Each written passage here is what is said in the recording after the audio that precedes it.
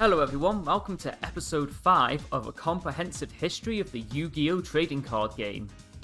Starting 2006 off would be the first sets in the Duelist Pack side series. Duelist Pack Jaden Yuki and Duelist Pack Chaz Princeton would release simultaneously on February 8th. Duelist Pack Jaden would be tame, containing mostly elemental hero support. Chaz on the other hand had some decent cards such as Magical Mallet and Inferno Reckless Summon. Magical Mallet allowed you to mulligan your hand, but unlike Reload, you got to choose which cards were sent back to your deck. Inferno Reckless would be a niche combo piece which allowed both players to special summon multiple copies of a monster from their hand, field or graveyards. Neither card would be top in tournaments that year, but both would see use in the years that followed. Releasing later that same month was Shadow of Infinity. This set would debut the Sacred Beast cards Hamon, Raviel and Oriah. But it would also contain multiple cards that have gone on to see tournament tops over the years, including Demise, King of Armageddon, Hero Kid, and Treeborn Frog. 2006 would be a huge year for competitive Yu-Gi-Oh! As there were tournaments absolutely everywhere. In the United States, the Shonen Jump Championship Series would host multiple tournaments each month. These events would quickly come to set the tone for the entire year. 2006 would be the year of Chaos Control. Chaos Sorcerer and Cyberdragon were present in almost every deck list. Cyberdragon and Chaos Sorcerer weren't the only popular cards at this time. Monarchs had also laid their claim to the format thanks to the release of Treeborn Frog. While making up the skeleton of most decks, Chaos Control hadn't completely rooted itself in the format yet. February 2006 would see Shonen Jump Doan taken by a Chaos Monarch build, while SJC Orlando the following month would see Michael Lux take first place with a beatdown deck. The April 2006 Forbidden Unlimited list would bring about what was quite a big shake-up to the format. Dark Hole, Cyberjar, Time Seal, Last Turn, and Exchange of the Spirit would see themselves on the wrong side of Forbidden. Graceful Charity and Mirror Force would be unbanned, while DD Assailant, Mask of Darkness, Treeborn Frog, Level Limit Area B, Drop Off, Pot of Avarice and Last Will would all find themselves moved up to Limited. Apprentice Magician, Reflect Bounder, Magician of Faith, Nobleman of Crossout and Deck Devastation Fires would all find themselves at 2, while Abyss Soldier and Book of Tyre would go back to 3. The bannings of Cyberjar, Last Turn and Exchange of the Spirit would remove a lot of degeneracy from the game, and see to it that first turn kill decks couldn't thrive. That said, no card would have a bigger impact on the format than the unbanning of Graceful Charity. With Graceful Charity now at 1, players would go all in on Chaos. Chaos Control would come out in full force, taking both SJC Columbus and SJC Chicago the following month.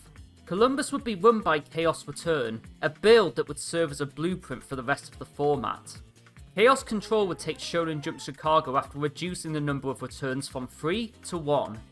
Running only one copy of Return would see it feature in less duels, but it led to better deck balance, as players were less likely to have dead hands. Releasing in the middle of Chaos Control's rise was Enemy of Justice on May 17th. This set is best remembered for introducing the Destiny Hero archetype, but overall it was a great set with many cards that would come to see heavy play over the next 5 years. Emergency Call was a 3-off staple in almost all elemental hero decks. Cyber Felix would see play in all kinds of decks to complement the heavy use of Cyber Dragon. Macro Cosmos would be one of the most powerful anti-graveyard floodgates in the game. Diamond Dude would find a home in many combo decks. And Icarus Attack would be one of the best pieces of Ring B support released for a long time. As good as Enemy of Justice was, it didn't have much bearing on the format, as Chaos Control decks would see hardly any change over the summer. Nationals season would see the 2006 UK National Championships be run by Rain Pinkney and his Monarch-focused Chaos Control build.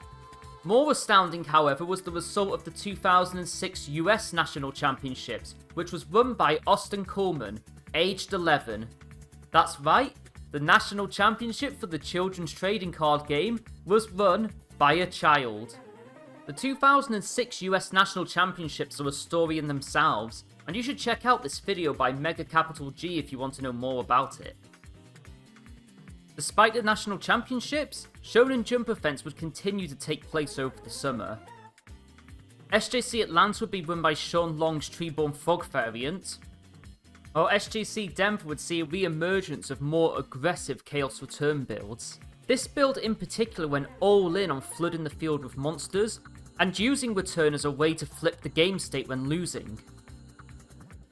The Canadian Nationals would see something a little bit different, as the tournament was taken by a machine build. Blowback Dragon, Cyberstein, and Limiter Removal would be included alongside the heavily played triple Cyber Dragon and triple Dakochi. Lastly, in the run-up to the World Championships, July would see the emergence of the Chaos Recruiter build. Play sets of Mystic Tomato and Shining Angel alongside 2 copies of Creature Swap would see to it that the player could quickly burn through their deck and set up their graveyard for Chaos Sorcerer. What is most intriguing about the Chaos Control format is how it's retrospectively changed GOAT format. Chaos decks was something of a rarity in classic GOAT format. Modern GOAT on the other hand not only sees heavy Chaos representation, but Chaos Control and Chaos Recruiter themselves are arguably the best decks of the format. Sure, they may be missing the likes of Cyber Dragon, but in return they still get to use Pot of Greed, so I'd say it's a pretty fair trade-off. And so it would be World Championship time once again. This year's championship would be taking place in Akihabara in Tokyo, Japan. At this point in the game's life, the World Championships had become a much more low-key affair, as the game itself was beginning to see a decline in popularity. As such, the World Championship would reflect that, taking place in a more standardised venue not so different to the ones we see today.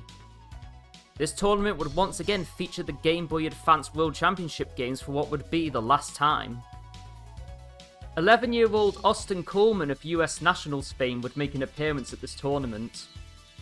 According to Coleman's own accounts, he actually got cheated by one of his players in this tournament, as there was a lot of deck stacking going on. To the surprise of no one, this tournament would once again be dominated by Chaos Control, Chaos Recruiter, and Chaos Return decks. All 3 top spots would come to be taken by Chaos decks.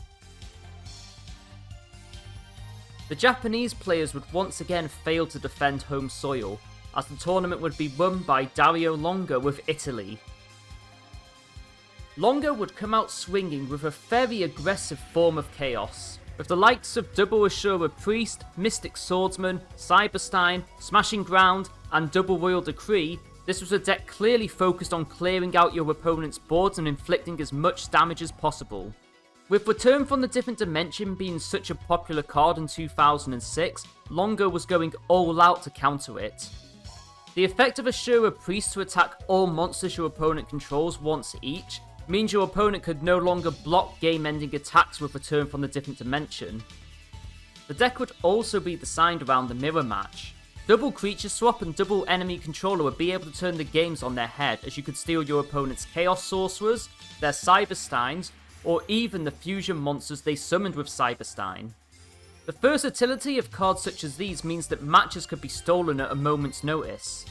The side deck would support Longo's own Cyberstein by including multiple life point recovery cards, but it would also leave room for conversion into a Monarch build, as Longo had the option to side in double Mobius, Treeborn Frog, and an extra enemy controller. Defensive cards such as Karibo and Robuku would be essential when your opponent was also running Cyberstein in their builds. Overall, it is no surprise that this deck would end up winning the tournament. It was designed to counter every card that was commonly used in this format. The runner-up spot would go to Hong Kong player Shun King Hang and his Dark World variant of Chaos. In a tournament that was at risk of being completely dominated by one deck type, it's nice to see something different was able to squeeze into the top 3. Dark Worlds, Thunder Dragons, Apprentice Magicians, Solemn Judgments, Deck Devastation Virus, D-Mock. These are all cards that weren't seeing a lot of play in 2006. With Confiscation being the only real hand control card in this format, Dark Worlds might have seemed like a deck out of place. Thanks to the likes of Morphing Jar, Dark World Lightning, and Card Destruction, it would be easy for Hang to dump the likes of Silver and Gold in the graveyard, allowing him to swarm the field with high-level monsters. The inclusion of triple Thunder Dragon would also allow him to bypass the deck's issue of needing light monsters for Chaos Sorcerer. Overall, this is a really clever build, ahead of its time even. People may have underestimated just how good deck Devastation Fibers and Solemn Judgment were at locking down games. In third place we would have a Chaos Recruiter build courtesy of Polish player Adrian Madajc.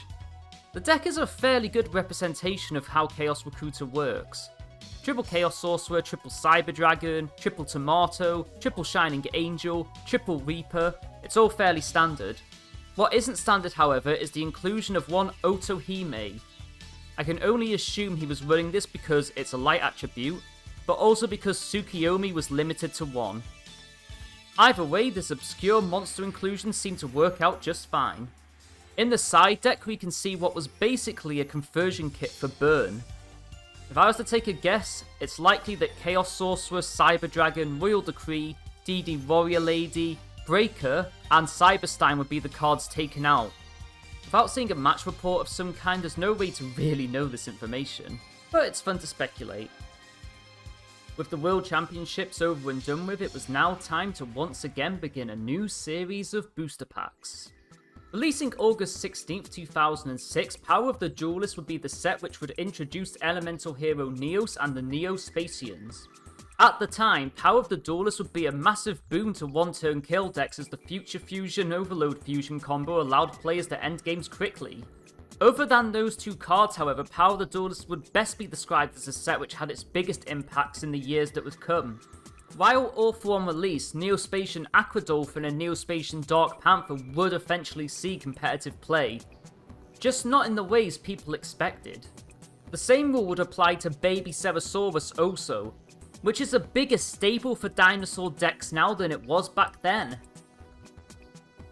September would feature the traditional Post-Worlds ban list update, and the end of Chaos Control. Chaos Sorcerer, Tsukiyomi, Snatch Steal, and the Thousand Eyes Restrict would all be forbidden. Magician of Faith and Nobleman of Crossout would find themselves both back in Limited, while Spirit Reaper, Future Fusion, and Gravity Bind were also added. Ring of Destruction was moved out of Forbidden, and Ultimate Offering was put to 1 in preparation for the upcoming release of the Gadget Monsters. Semi-Limited would see movements to 2 for Exiled Force, Giant Trunade, Wall of Revealing Light, and Reckless Greed. Coming off the list altogether would be Reflect Bounder, Drop Off, Lightning Vortex, and Emergency Provisions. The banning of Chaos Sorcerer would have an obvious immediate impact on the metagame, and begin what is known by some as the 1-for-1 format. The format was known as such due to how almost every interaction would leave players 1 card better or worse off in card advantage. It would be a format lacking in crazy turnaround plays and comebacks. Resource management and honest card advantage would be the name of the game. We can see this in the deck lists for Shonen Jump Boston, as Sarborg, the Thunder Monarch, became the main boss monster in Chaos Sorcerer's absence. Sarborg's ability to pop 1 card on summon made it the closest thing we still had to Chaos Sorcerer. 2 years on from the first Forbidden list, it's intriguing to see just how much the power level has been pulled back. With the exception of Cyberstein, this is probably one of the slowest and fairest formats you're likely to see, and I'm surprised more people don't play it. Unfortunately, the format wouldn't be speeding up anytime soon either. Releasing on November 15th, 2006, Cyberdark Impact was considered to be one of the worst booster sets ever made. At the time, many criticised this set for not bringing anything particularly impactful to the game. With the power of hindsight, we can see that Cyberdark Impact was maybe just too anti-meta for its own good. The likes of Vanity's Fiend, the Barrier Statues, and Blackhorn of Heaven would only serve to push interactivity out of games, as players found themselves locked out of using their cards. Chain Strike and Accumulated Fortune would only help promote the likes of Burn and Exodia decks, 2 of the most controversial and disliked decks in the game. Instant Fusion would be a bright spark among the cards in this set, but it was still way ahead of its time. In 2006 there was simply no reason to use it. With Thousand Eyes Restrict having just been banned, the card wasn't seeing play anytime soon. Speaking of bannings, 2006 would see the year close off with the surprise emergency banning of Cyberstein. No matter how you slice it, being able to pay 5,000 life points to summon any fusion monster was just way too powerful an effect for 2006. With the existence of fusion monsters such as Cyber End Dragon, Cyber Trin Dragon, and Blue Eyes Ultimate Dragon, being able to perform one-turn kills became way too easy. It was frankly degenerate, and did little to promote healthy play.